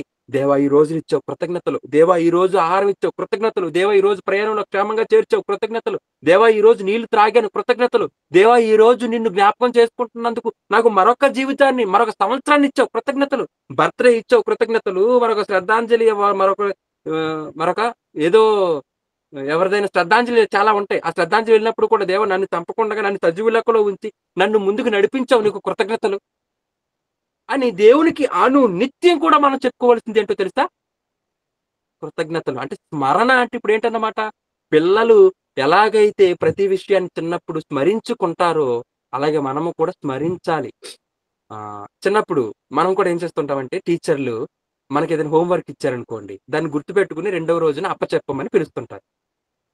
అప్పుడు మనం ఇంటికి వెళ్ళిన తర్వాత హోంవర్క్ చేస్తూ స్మరించుకుంటూ ఆ ఆ ఈ ఈ ఉ ఊ అని రాసుకుంటాం. ఎక్కడ మనం మర్చిపోతామేమో అని మళ్ళా ఆ ఆ ఈ ఈ ఉ ఊ ఏ ఏ ఐ ఓ ఓ ఔ అం అహా అని మనం గుర్తు చేసుకుంటాం. అంటే అర్థం ఏంటన్నమాట, ఏదైనా ఒకటి మర్చిపోయినా టీచర్ గారు మనల్ని బెత్తంతో కొట్టేస్తారు. కాబట్టి మనం దాన్ని ఏం చేయాలి? స్మరణ చేసుకోవాలి, గుర్తు చేసుకోవాలి, మనసులో దాన్ని గుర్తు చేసుకోవాలి. 2 2 2 2 4 2 3 6 2 4 8 2 5 10 2 1 are 2 2 2 are 4 2 3 are 6 2 4 are 8 2 5 are 10 2 6 are 12 2 8 are 16 అని ఇలా మనం ఏం చేస్తాము? గుర్తు చేసుకుంటాం. అక్కడికి వెళ్ళిన తర్వాత కూడా చెప్పాలి, స్మరించుకోవాలి ఇప్పుడే మనం అని కదా, గుర్తే కదా. అలాగే కొంతమంది కొత్తగా వాక్యం నేర్చుకునే సేవకులకు మనలో ఎవరైనా ఉన్నారనుకోండి, పలానా రోజు ఎవరికైనా వాక్యం చెప్పాలన్నాం అనుకోండి, అప్పుడు పేపర్లో మొత్తం రాసేసుకుంటారు. నేనైతే చిన్నప్పుడు చిన్న 12, 13 ఏట ఒకసారి వాక్యం చెప్పాలన్నప్పుడు దాన్ని 4 సార్లు ప్రిపేర్ అయ్యేవాడిని. ఒకసారి పుస్తకంలో రాసుకునేవాడిని, రెండవసారి ధ్యానించుకునేవాడిని, మూడవసారి ప్రకృతిలోకి వెళ్ళిపోయి ఎవరు లేని చోట చూసుకుని నాకు నేనుగా బైబిల్ ఇలా పట్టుకుని ప్రియమైన దేవుని, అక్కడ ఎవరు ఉండరు ప్రియమైన దేవుని వారులు, కానీ మనం చెప్తాం ఏమని తెలుసా, ప్రియమైన దేవుని వారులారా చేరి వచ్చిన మీ అందరికీ. అక్కడ ఎవరు చేరి రాలేదు. చేరి వచ్చిన మీ అందరికీ యేసుక్రీస్తు వారి పేరట శుభాభివందనములు అని అంటాం. అక్కడ ఎవరు చేరి రాలేదు, అక్కడ ఎవరు ప్రియమైన దేవుని వారులు లేరు. కానీ నేను మాత్రం 4 సార్లు ప్రిపేర్ అయిపోతుంటా. ఎందుకో తెలుసా, ఇంకే స్టేజ్ ఎక్కిన తర్వాత అక్కడ వాళ్ళకి సరిగ్గా ప్రెజెంట్ చేయలేకపోతే పరిస్థితి ఏంటి? కాబట్టి నేను సరిగ్గా ప్రిపేర్ అయిపోవాలని 4 సార్లు స్మరించుకునేవాడిని చిన్నప్పుడు. 5 సార్లు, 10 సార్లు. ఒకసారి నేను చిన్నప్పుడు 11వ ఏట ఒక వాక్యం చెప్పానండి. అదేంటంటే ఈ లోకానికి దిక్కెవరు అని. నా యూట్యూబ్ ఛానల్లో ఉంటది. అశోక్ చంద్రశాలి యూట్యూబ్ ఛానల్ మీరు సెర్చ్ చేస్తే అందులో ఈ లోకానికి దిక్కెవరు అని ఒక చిన్న టైటిల్‌తో నా 11వ ఏట వాక్యం చెప్పాను. అది ఎన్నిసార్లు ప్రిపేర్ అయ్యానో నాకే గుర్తులేదు. 2 వారాల్లో ప్రిపేర్ అయ్యాను ఆ మెసేజ్‌ని. 2 వారాల్లో రోజుకొచ్చి ఒక ప్రెజెంటేషన్. ఒక్కొక్కసారి రోజుకొచ్చి 2 ప్రెజెంటేషన్‌లు తీసుకునేవారు. నా నుంచి మా గ్రూప్ లీడర్ వారు ఏం చేసేవారంటే, నేను ఎక్కడైనా మర్చిపోతానేమని మా గ్రూప్ లీడర్ ఏం చేశారంటే అప్పుడు 2 సార్లు, నేను బైబిల్ హాస్టల్ చదువుతున్నప్పుడు 2 సార్లు ప్రెజెంటేషన్ తీసుకున్నారు. అంటే 14 రోజులు 2 వారాలంటే 2 వారాలు 14 రోజులు, 14 రోజుల్లో రోజుకి 2 సార్లు, రోజుకి 2 సార్లు అంటే 14 రోజులకి ఎన్ని సార్లు చెప్పండి, లెక్కలొచ్చు కదా, 28 సార్లు. అంటే 25 నుంచి 28 సార్లు వరకు ఒక మెసేజ్‌ని ప్రిపేర్ అయ్యాను చిన్నప్పుడు 11వ ఏట. అంటే మర్చిపోతానేమో అని స్మరణ. అలాగే మనము కూడా ఇప్పుడు దేవుణ్ణి ఏం చేయాలంటే స్మరణ. దేవుణ్ణి మర్చిపోకూడదు. ఎందుకు అనంటే కృతజ్ఞత లేని వారికి అపాయం దాగుంది. ఏంటి ఆ అపాయం అనంటే, దేవుణ్ణి మరుచు ఈ కృతజ్ఞత లేని వారందరూ కూడా పాతాళానికి వెళ్ళిపోతారు. నరకంలో పడిపోతారు. ఆ నరకంలో పడిపోయే ఆ దిగజారిన పరిస్థితి మనకెవరికి రాకూడదని దేవుడు మనకి ప్రేమపూర్వకంగా హెచ్చరిస్తున్న మాటలేనండి ఇవన్నీ. నాకు కూడా సమయం ఇస్తున్న, లీడింగ్ నడిపిస్తున్న అన్నయ్య కూడా ఏమన్నారనంటే, వాక్యంతో మమ్మల్ని అందరినీ హెచ్చరించులాగున అన్నయ్యకి అవకాశం ఇస్తున్నాము అని మాట్లాడారు. అంటే ఇప్పుడు నేను నిలబడ్డానంటే ఇప్పుడు ఏంటన్నమాట, వాక్యంతో మిమ్మల్ని అందరినీ హెచ్చరించాలి. కృతజ్ఞత కలిగి మనం బ్రతకాలి. బ్రతకకపోతే నరకానికి వెళ్ళిపోతామని మిమ్మల్ని హెచ్చరించాలని ఈ పాఠాన్ని మీ ముందుకు తీసుకుని రావటం జరిగింది. కృపగల దేవునికి కృతజ్ఞునివా. ఇంకొకటి చెప్పమంటారా? ఇంకొకటి జాగ్రత్తగా వినండి. ఇంకొకటి అంటే ఇంకొకటే కాదు, ఇంకా 2 చెబుతాను. ఒకటి దేవునికి కృతజ్ఞత కదా, ఇంకొకటి ఇంకెవరికి కూడా కృతజ్ఞత చూపించాలంటున్నాడంటే, ఇంకెవరికి కూడా కృతజ్ఞత చూపించాలని అంటున్నాడు అనంటే దైవ సేవకులకు కూడా కృతజ్ఞత చెల్లించాలి. నిజమా?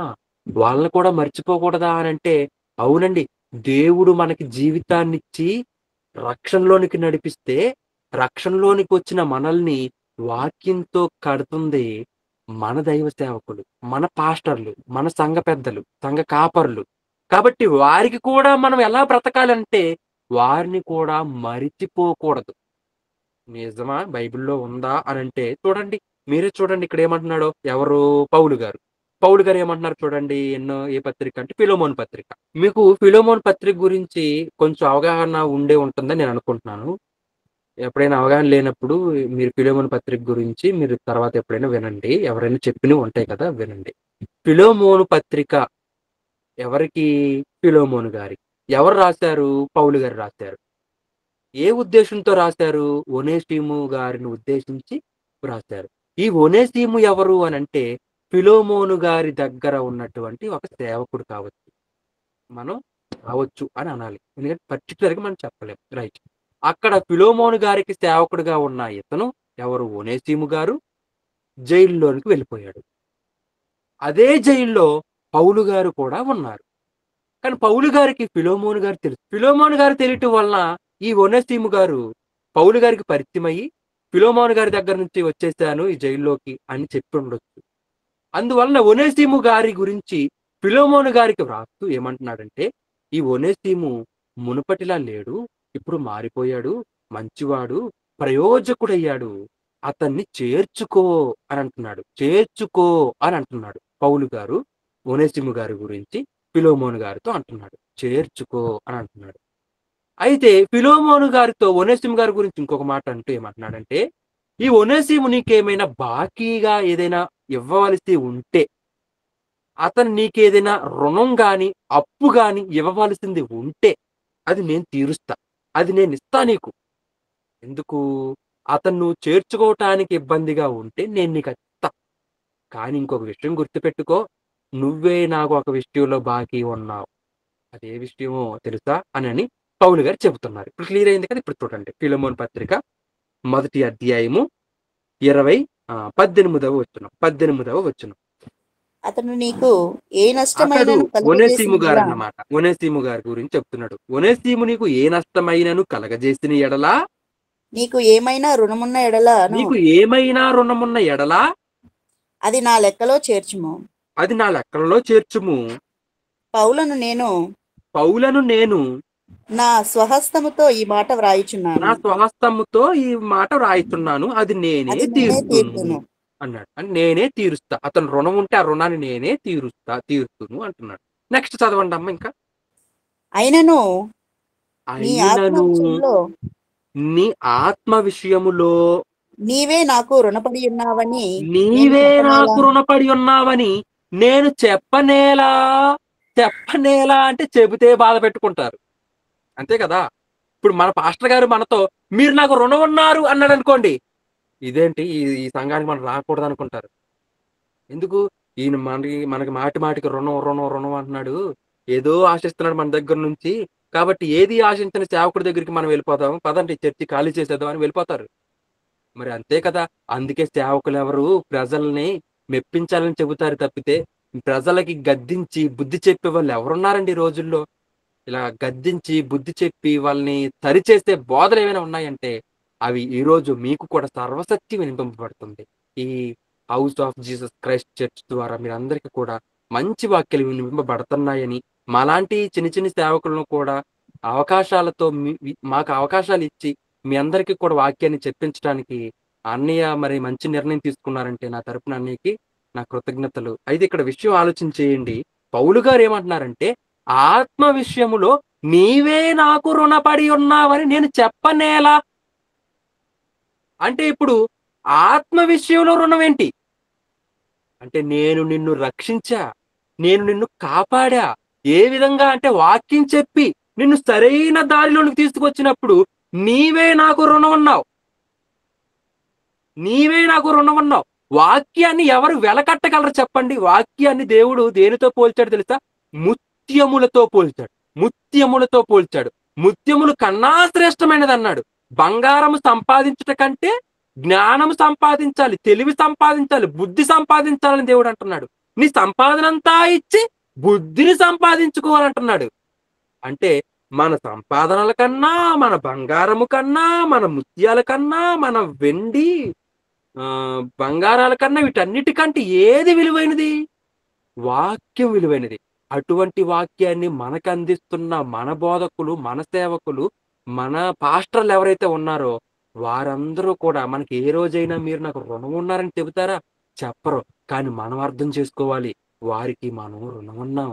వారు మనల్ని ప్రేమించి వాక్యం చెబుతున్నారు కాబట్టి విలువైన వాక్యాన్ని ఇస్తుంటే మనం వారికి ఏమిస్తున్నాం? పాస్టర్ గారు ఇదిగోండి మీ పెట్రోల్ ఖర్చులకి ఉంచుకోండి.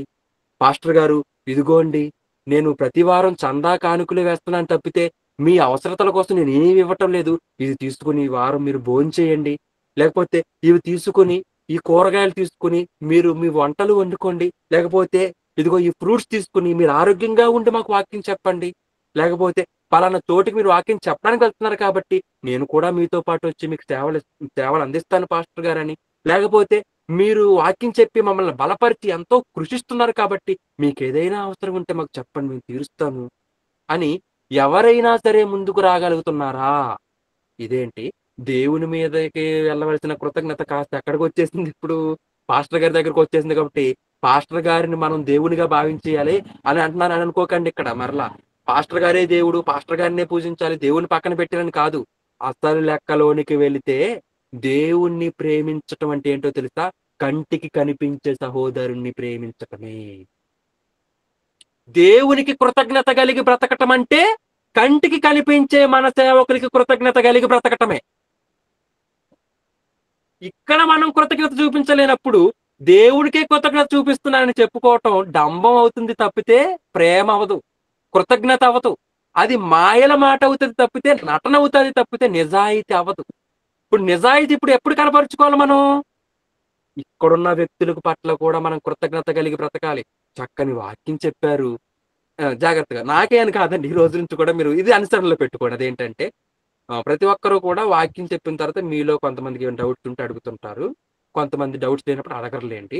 తర్వాత లాస్ట్ లో వందనాలు చెబుతారు కదా, వందనాలతో పాటు మనం చెప్పవలసింది ఏంటన్నమాట, కృతజ్ఞతలు కూడా చెప్పాలి. అర్థమవుతుంది కదా? అయ్యగారు మంచి వాక్యం అందించారు, థ్యాంక్స్ అయ్యగారు, థ్యాంక్స్ అంటే థ్యాంక్స్ చెప్పండి, తెలుగులో చెప్పాలనుకుంటే ధన్యవాదాలు అని చెప్పండి. ఈ రెండింటిని మనం వాడటం మనకి చాలా మంచిది. ఎందుకంటే మనకు వాక్యం చెప్పిన వారి పట్ల మనం ఈ విధంగానైనా సరే మనం ఏం చెప్పాలి, కృతజ్ఞతలు తెలియజేసుకోవాలి. వారికి మనం వందనవచనం చెప్పాలి. వారికి మనం ఏం చేయాలి అని అంటే థ్యాంక్స్ చెప్పి వారిని గౌరవించుకోవాలి. ఎందుకంటే ఆత్మలను రక్షిస్తున్నారు కాబట్టి. ఇంకొక మాట చూడండి, ఇంకొక మాట తిమోతి గారికి రాసిన 2వ పత్రిక 3వ అధ్యాయము 14వ వచనం. ఇక్కడ కూడా పౌలు గారు అంటున్నారు, ఇది ఎవరికి? ఫిలోమోనుకు కాదు, తిమోతి గారికి. తిమోతి గారికి రాసిన 2వ పత్రిక 3వ అధ్యాయము 14వ వచనం చూడండి. క్రీస్తు యేసునందు ఉంచవలసిన క్రీస్తు యేసునందుంచవలసిన విశ్వాసము ద్వారా విశ్వాసము ద్వారా రక్షణార్థమైన జ్ఞానము నీకు కలిగించుటకు శక్తిగల పరిశుద్ధ లేఖనములను బాల్యము నుండి నీ వెరుగుదువు. ఎవరు ఎరుగుదురు? తిమోతి గారు ఎరుగుదురు. బాల్యం నుండి శక్తిగల లేఖనాలను ఎరిగాడు. రైట్, నెక్స్ట్ అమ్మా. నీవు నేర్చుకొని రూఢి అని తెలుసుకొన్నవి ఎవరి వలన నేర్చుకొంటివో ఆ సంగతి తెలుసుకొని వాటి యందు నిలకడగా ఉండుము. ఇక్కడ ఏమంటున్నాడంటే మరలా పౌలు గారు తిమోతి గారితో ఎవరి వలన నేర్చుకుంటివో, శక్తి గల లేఖనాలు, పరిశుద్ధ లేఖనాలు బాల్యం నుండే నేర్చుకున్నావు కదా, అవి ఎవరి వలన నేర్చుకున్నావో వాటి యందు నీవు నిలకడగా ఉండు. ఎవరి వలన నేర్చుకున్నావో తెలుసుకో, అది అన్నాడా లేదా మాట? చూడండి, మరలా నేను చదువుతాను. ఎవరి వలన నేర్చుకొంటివో ఆ సంగతి తెలుసుకొని. ఏ సంగతి తెలుసుకోవాలి? ఎవరి వలన నేర్చుకొంటివో ఆ సంగతి తెలుసుకొని. అంటే ఇప్పుడు మనం లేఖనాలను నేర్చుకుంటున్నామంటే లేఖనాలు తెలుసుకున్నాం కాబట్టి మనకి లేఖనాలు నేర్పించిన వారిని మనం మర్చిపోవచ్చా? గమనించండి, అంతే కదా ఇక్కడ. అదే అర్థమవుతుందా? మనం లేఖనాలను నేర్చుకున్నాము కాబట్టి లేఖనాలను ఎవరి వలన నేర్చుకున్నామో వారిని మనం మర్చిపోవచ్చా? టీచర్స్ డే ఉంది, every September 5th teachers day. ఆ టీచర్స్ డే రోజున మనం ఏం చేస్తామో తెలుసా? నాకు మంచి ఉపాధ్యాయులుగా నాకు పిలువబడ్డారు అని పలానా వ్యక్తిని మనం బాగా గుర్తుపెట్టుకుంటాం. చిన్నప్పుడు ఎప్పుడు ఎల్కేజీ, యూకేజీ, నర్సరీలో మనకి ఎవరు టీచర్లు అయ్యి ఉండి మనకు వాళ్ళు నేర్పించారో వారిని కూడా మర్చిపోకుండా 10th క్లాస్ వచ్చేంత వరకు గుర్తుపెట్టుకుంటాం. ఉద్యోగాలు వచ్చి మనం సెటిల్ అయిపోయేంత వరకు వాళ్ళని గుర్తుపెట్టుకుంటాం. ఉద్యోగాలు వచ్చి ప్రయోజకులైపోయి అబ్రోడ్ అయితే అబ్రోడ్ అవ్వచ్చు, ఈ లోకంలో ఏదైనా ఇంజనీరో, డాక్టరో, కలెక్టరో ఏదైనా అవ్వచ్చు, ఏదైనా అవుతావు. ఆ తర్వాత ఒకానొక మంచి పొజిషన్కి వెళ్ళిన తర్వాత నేను చిన్నప్పుడు విద్యాభ్యాసం చేయటానికి, ఎంత ప్రయోజకుడిగా మారటానికి నాకు విద్యను నేర్పించిన నా గురువుని నేను గుర్తు చేసుకోవాలి అని ఎవ్రీ సెప్టెంబర్ 5th ప్రతి సెప్టెంబర్ 5వ తారీఖున వారిని గుర్తు చేసుకుంటూ ఉపాధ్యాయుల దినోత్సవం అని జరుపుకుంటున్నావు. అంటే ఎవరి వలన నేర్చుకున్నావో వారికి నీవు గుర్తింపునిచ్చావు లోకంలో. మరి దేవుని విషయంలో మాత్రం గుర్తింపునిస్తున్నావా? దేవుడి జ్ఞానాన్ని నేర్పించిన వారికి నువ్వు ఏమైనా విలువను, మర్యాదను, సంస్కారాన్ని, అంటే ఏమంటారు, సన్మానాన్ని, మన్ననను నువ్వు వ్యక్తపరుస్తున్నావా? ఏ రకంగా మనం వారి పట్ల మన యొక్క ప్రేమని వ్యక్తపరుచుకుంటున్నాం, మన యొక్క కృతజ్ఞతని వ్యక్తపరుచుకుంటున్నాం.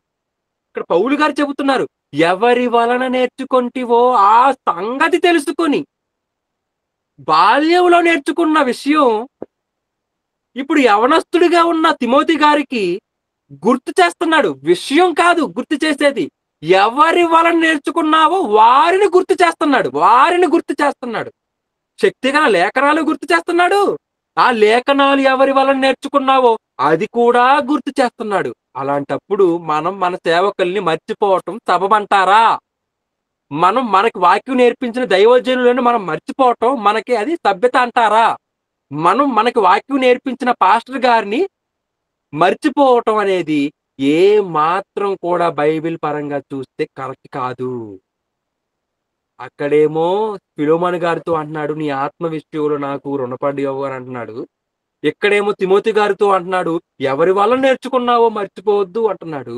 అలా ఎవరి వల్ల నేర్చుకున్నాడో ఎవరి వల్ల నేర్చుకున్నాడో ఆ నేర్పించిన వారిలో ఒకడిగా పౌలు గారు కూడా ఉన్నారు. తన తల్లి వలన తిమోతి గారు భక్తిలోనికి వస్తే, మరి భక్తిలోనికి వచ్చిన తిమోతి గారికి లేఖనాలు చూపించి బలపరచి క్రీస్తుని పరిచయం చేస్తుంది పౌలు గారే కదా. మరి పౌలు గారిని మర్చిపోవచ్చా? నన్ను గుర్తు చేసుకో అని అనట్లేదు అక్కడ పౌలు. ఎవరి వలన నేర్చుకున్న వారిని గుర్తు చేసుకో, వారిని తెలుసుకో, ఆ సంగతి తెలుసుకో అని అంటున్నాడు.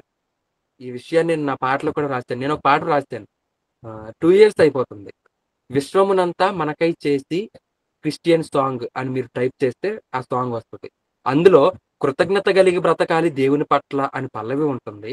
కృతజ్ఞత కలిగి బ్రతకాలి దైవజనుల పట్ల అని చరణం ఉంటుంది.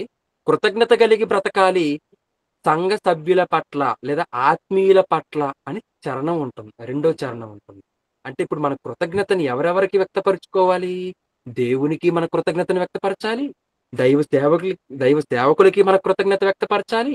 ఇంకొకటి, ఎవరి వలన మనకు వాక్యం అందిందో వారికి కూడా మనం కృతజ్ఞతను వ్యక్తపరచాలి, ఆత్మీయులకు కూడా కృతజ్ఞతను వ్యక్తపరచాలి. రోమా సంఘానికి అపోస్తలుడైన పౌలు గారు రాసిన పత్రిక 16వ అధ్యాయము 3వ వచనం చదవండి, 4 కూడా చదవండి. క్రీస్తు యేసునందు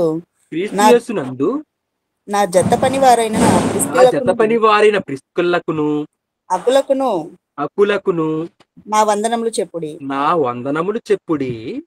వారు నా ప్రాణము కొరకు తమ ప్రాణములను ఇచ్చుటకైనను తెగించిరి. మరియు వారి ఇంట ఉన్న సంగమునకును వందనములు చెప్పుడి. నేను మాత్రము కాదు అన్యజనులలోని సంఘముల వారందరూ వీరికి కృతజ్ఞులై ఉన్నారు. ఎవరికి చెప్పండి అమ్మా, చదివారు కదా, ఎవరికి?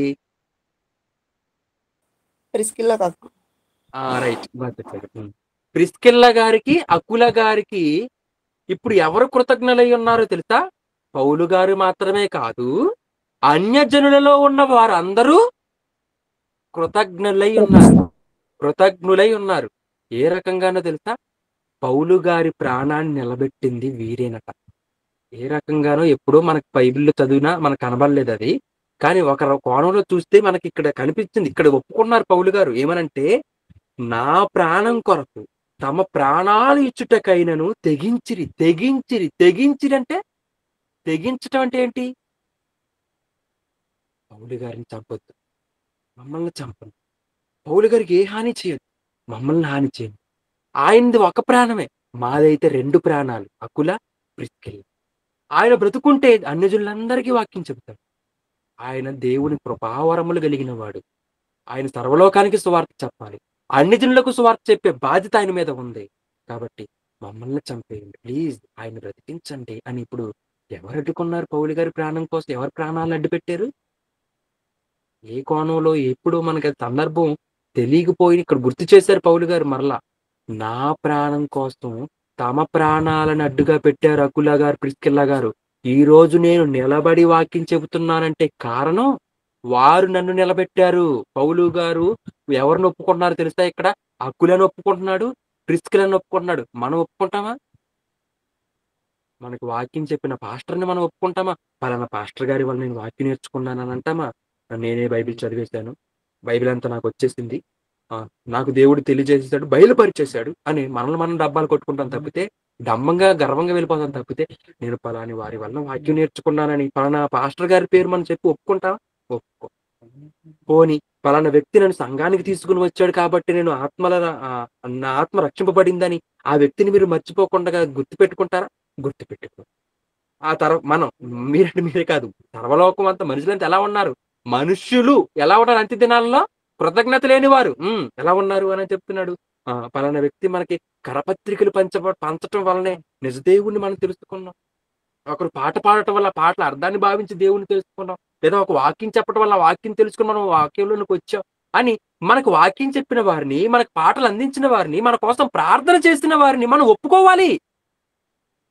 వారికి మన కృతజ్ఞతలు చెప్పాలి. ఇప్పుడు ఇండైరెక్ట్ గా కూడా అన్యజనులందరూ ఎవరికి కృతజ్ఞతలు అయ్యి ఉన్నారని పౌలు గారు అంటున్నారంటే, అకుల గారికి, ప్రిస్కిల్లా గారికి, వారిద్దరు దంపతులు. ఆ దంపతులకి నేను కృతజ్ఞుణ్ణే, నా వాక్యం విని మారిన వారందరూ కృతజ్ఞులే. ఎందుకో తెలుసా? వాళ్ళందరూ నా వాక్యం విని మారితే నేను వారి దగ్గరికి వెళ్ళి వాక్యం చెప్పడానికి నా ప్రాణాన్ని నిలబెట్టిందే దేవుని దయ వలన ఈ అకుల గారు, ప్రిస్కిల్లా గారు నా ప్రాణం కోసం వారి ప్రాణాలనే ఇవ్వటానికి తెగించారు. అందువలన నేను వాళ్ళకి కృతజ్ఞుడిని అని పౌలు గారు తగ్గించుకున్నాడు. ఎంత వినయంగా మాట్లాడాడో మనకు అర్థమవుతుంది కదండి ఆ మాట. వందనాలు చెప్పండి, వారి ఇంట ఉన్న సంఘానికి వందనాలు చెప్పండి అని మర్చిపోలేదు. ప్రతి ఒక్కరికి వందనాలు చెప్తాడండి ఈ అధ్యాయంలో అంతా. అటు ఒక్కరిని కూడా మర్చిపోలేదు. కాబట్టి మనం మన ఆత్మీయులను మర్చిపోకూడదు. మన సంఘానికి వచ్చిన వారిని మర్చిపోకూడదు. మన కోసం ప్రార్థన చేసిన వారిని మర్చిపోకూడదు. మనల్ని వాక్యంలో నడిపించిన వారిని మర్చిపోకూడదు. మన ప్రాణాన్ని నిలబెట్టడం కోసం ఎవరైతే తెగించారో వారిని మర్చిపోకూడదు. మీకు కాన్ఫరెన్స్ లోనికి ఎవరైతే లింక్ షేర్ చేసి తీసుకొస్తారో వారిని మర్చిపోకూడదు అన్నమాట. అంతే కదా? ఒక వాక్యం విని మనం మారిపోతున్నాం అంటే మనకు లింక్ షేర్ చేసిన వాళ్ళు ఎవరో వాళ్ళని మర్చిపోకూడదు. మనల్ని ప్రార్థనలకు తీసుకెళ్ళింది ఎవరో వారిని మర్చిపోకూడదు. వాళ్ళని గుర్తుపెట్టుకోవాలి. వారికి ఏదైనా ఇబ్బంది ఉంటే వాళ్ళకి మనం సహాయం చేసి వారికి మన కృతజ్ఞతని మనం వ్యక్తపరచుకోవాలి అని ఇక్కడ చెబుతున్నాడు. కాబట్టి దేవునికి కృతజ్ఞులై ఉండాలి. మనుషులలో ఉన్నటువంటి తల్లిదండ్రులకి ఎలాగైతే కృతజ్ఞుడై ఉంటావో అలాగే దైవజనుడికి కృతజ్ఞుడై ఉండాలి. సంఘ సభ్యులకి, ఆత్మీయులకి, మనల్ని రక్షించిన, వాక్యం చెప్పి కాపాడిన, ఆ వాక్యం బట్టి నడుచుకుంటున్న ఆ పరిశుద్ధులకి మనము కృతజ్ఞతను వ్యక్తపరచుకోవాలి. గొప్పవాడైన పౌలు గారే, అపోస్తలుడైన పౌలు గారే, కృపావరములు కలిగిన పౌలు గారే భాషల్లో మాట్లాడగలడు, చనిపోయిన వారిని లేపగలడు, రోగులను స్వస్థపరచగలడు, ఎంతో వాక్యాన్ని చెప్పి ఎంతో మందిని మార్చగలిగిన వ్యక్తి ఈ అకుల ప్రిస్కిల్లాలైన వారిని నా జత పని వారు అని తనతో పాటు కలుపుకుని మాట్లాడుతున్నాడంటే తగ్గించుకున్నాడు, కృతజ్ఞతా భావాన్ని వ్యక్తపరుచుకున్నాడు. మనం కూడా అలానే కృతజ్ఞతా భావాన్ని వ్యక్తపరుచుకోవాలి. ఇన్ కేస్ మనలో కృతజ్ఞత లేనప్పుడు మనకు అపాయం అని మర్చిపోకండి. అపాయం అంటే నరకానికి వెళ్ళిపోతాం. దేవుణ్ణి మరుచు వారందరూ నరకానికి వెళ్ళిపోతున్నారు, పాతాళంలో పడిపోతున్నారు. ఇంకొకటి చివరిగా చెప్తాను. అదేంటంటే క్రీస్తు అంటున్నాడు కదా, ఏమంటున్నాడంటే నాకు సహాయం చేయటం అంటే ఏంటో తెలుసా? ఇదిగో నా శిష్యులకి, నా వారికి, నా పిల్లలకి మీరు చేయటమే. నాకు భోజనం పెట్టడం అంటే ఏంటంటే సంఘంలో ఉన్న అల్పులైన నా వారికి భోజనం పెడితే నాకు భోజనం పెట్టినట్టు. అల్పులైన వారికి మీరు నీరుని దప్పిక తీర్చడానికి నీరు ఇస్తే నాకు నీరు ఇచ్చినట్టే. వారికి వస్త్రాలు ఇస్తే నాకు వస్త్రాలు ఇచ్చినట్టే. వారికి మీరు పరామర్శన చేస్తే రోగంలో ఉన్నప్పుడు నన్ను కూడా పరామర్శించినట్టే. కాబట్టి మీరు నన్ను చూసుకోవాలనుకున్నప్పుడు, మీరు నన్ను ప్రేమించాలనుకున్నప్పుడు సంఘాన్ని ప్రేమించండి. అది నన్ను ప్రేమించటమే అని యేసు ప్రభు అంటున్నాడు. కాబట్టి యేసుకి మీరు కృతజ్ఞత కలిగి ఉండాలంటే సంఘంలో ఉన్న సేవకులకి, సంఘంలో ఉన్న ఆత్మీయులకు కూడా కృతజ్ఞత కలిగి ఉండాలి. ఓకేనా? రైట్. ప్రార్థన చేస్తాం. మమ్మల్ని మిక్కిలిగా ప్రేమించిన దయగలిగిన మా కన్న తండ్రి, మీ కుమారుడైన క్రీస్తు వారి నామమున వందనాలు. కృతజ్ఞతాస్తుతులు. మమ్మల్ని ప్రేమించి, నడిపించి, సజీవ లెక్కల్లో ఉంచి, మంచి వాక్యాన్ని అందజేస్తున్న విధానం బట్టి మరొకసారి వందనములు, కృతజ్ఞతలు తెలియజేస్తున్నాము. ఎత్తబడిన వాక్యం మాలో ఫలింపటానికి సహాయమును దయచేయమని, అనేక మందికి ఈ కృతజ్ఞతా వచనాలను తెలియజేయడానికి మాకు జ్ఞానోపదేశాన్ని దయచేయమని, మా నోటిలోనైనా మీరుండి మా నోటిని అనేక మందికి మీ వాక్యాన్ని పంచేదిగా ఉండటానికి మాకు సహాయమును దయచేయమని, మేము చూపులలోను, మాటల్లోను, ప్రవర్తనలోను, పొరపాట్లను వెళ్ళిపోకుండా మమ్మల్ని కాపాడమని అడుగుతూ, మమ్మల్ని వాక్యం ద్వారా రక్షించమని, నిర్మలులుగా మమ్మల్ని తయారు చేయమని కాన్ఫరెన్స్ లో అందరినీ జ్ఞాపకం చేసుకోండి. ఈ ప్రార్థన యేసు ప్రభు ఉన్నతమైన నామమున మిక్కిలి విన్నాము అడిగి వేడుకుంటున్నాము మా కన్న తండ్రి. ఆమేన్.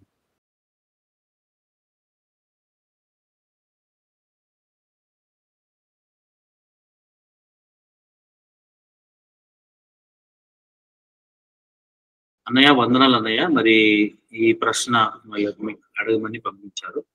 ఒకసారి ఈ ప్రశ్న అడగను అన్నయ్య మిమ్మల్ని.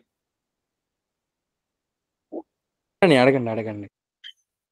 అన్నయ్య, మరి దేవుని కంటే ఎక్కువ సుఖమును కోరువాడని మీరు తిమోతి పత్రికలో చూపించారు కదా ఈ రెఫరెన్స్ ని. మరి దీన్ని ఎలా అర్థం చేసుకోవాలి? దేవుని కంటే ఎక్కువ సుఖం అంటే ఇప్పుడు దేవుడు సుఖపడుతున్నాడని దీన్ని అర్థం చేసుకోవాలా? ఎలా అర్థం చేసుకోవాలి? ఈ మాట నేను అడగొచ్చో లేదో తెలియదు, నన్ను క్షమించండి దయచేసి. నా ప్రశ్న కరెక్ట్ గా అడిగాను అని అనుకుంటున్నాను అని చెప్పాను. ఒక్కసారి అంటే నేను చెప్పిన వాక్యంలోనిది అది. అవునన్నయ్య, మీరు తిమోతి పత్రిక అనుకుంటాను, అవునా? 3వ అధ్యాయం. అవునన్నయ్య. అంత్య దినములో అపాకరమైన కాలములు వచ్చిన తెలుసుకుని ఎలాగైనా మనుషులు స్వార్థ ప్రియులు, ధనాపేక్షలు, బెంకములాడువారు, అహంకారులు, దోషకులు, తల్లిదండ్రులకు అవధేయులు, కృతజ్ఞత లేని వారు, అపవిత్రులు, అనిగ్రహరహితులు, అతిద్వేషులు, అపవాదకులు, అజితేంద్రియులు, క్రూరులు, సజ్జన ద్వేషులు, ద్రోహులు, మూర్ఖులు, గర్వాంధులు, దేవుని కంటే సుఖానుభవమును ఎక్కువగా ప్రేమించువారు. దేవుని కంటే సుఖానుభావమును ఎక్కువగా ప్రేమించువారు. అంటే ప్రేమ గురించి చెబుతున్నాడు. అంటే ప్రేమలో వీళ్ళు ప్రేమించేది ఏంటన్నమాట? దేవుని కంటే సుఖాన్ని ప్రేమిస్తున్నారు. దేవుణ్ణి ప్రేమించడం కంటే సుఖానుభావమును ఎక్కువ ప్రేమిస్తున్నారు. సుఖాన్ని అనుభవించడాన్ని ప్రేమిస్తున్నారు. మనం దేవుణ్ణి ప్రేమించాలని బైబిల్లో ఉంది. పూర్ణాత్మతోనూ, ఆ తర్వాత పూర్ణ వివేకముతోనూ, పూర్ణ మనస్సుతోనూ మనము దేవుణ్ణి ప్రేమింపవలనన్నది మొదటి ఆజ్ఞ అని మనకు తెలుసు కదా. అయితే ఇప్పుడు దేవుణ్ణి కంటే సుఖానుభావమును ఎక్కువగా ప్రేమిస్తున్నారు. అంటే దేవుని కంటే సుఖానుభావం అంటే ఉదాహరణకు చెప్తున్నాను జస్ట్ మామూలుగా. ఇప్పుడు ఈరోజు వాక్యం ఉంది, కాన్ఫరెన్స్ ఉంది అనేది వినపడినప్పుడు, లింక్ షేర్ అయినప్పుడు వచ్చి వాక్యం విని లింక్లోనికి వస్తే అది దేవుణ్ణి ప్రేమించినట్టు.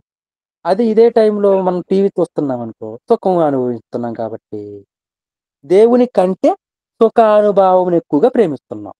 ఈ టైంలో ఏదో పుష్ప సినిమా వచ్చింది కదా అని, ఏదో రెబల్ సినిమా వచ్చింది కదా అని, ఏదో బాహుబలి సినిమా వచ్చింది కదా అని వాటికి వెళ్ళిపోతున్నాం అనుకో, ఇప్పుడు దేవుని కంటే ఎక్కువగా సుఖాన్ని, మన కంటికి సుఖం సినిమాలు చూడటం కాబట్టి దాన్ని ప్రేమిస్తున్నాం.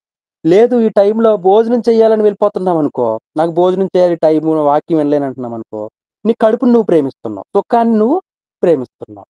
ఈ టైంలో ఇంకేదైనా పిక్నిక్లకో, పార్కులకో, బీచ్లకో వెళ్ళాలని ప్రయాణాలు చేయాలనుకుంటున్నాం అనుకో, దేవుని కంటే సుఖాన్ని ఎక్కువగా ప్రేమిస్తున్నాం. అదన్నమాట. దేవుడు సుఖం అనుభవిస్తున్నాడని కాదు, ప్రేమలో మనం దేవుని ప్రేమించడం కంటే సుఖాన్ని ఎక్కువగా ప్రేమిస్తున్నాం అనే విషయం అన్నమాట. అంతే అన్న. థ్యాంక్ యూ అన్నయ్య. మరి ప్రశ్న అడిగిన వారికి నేను నిజంగా వందనాలు చెల్లిస్తున్నాను.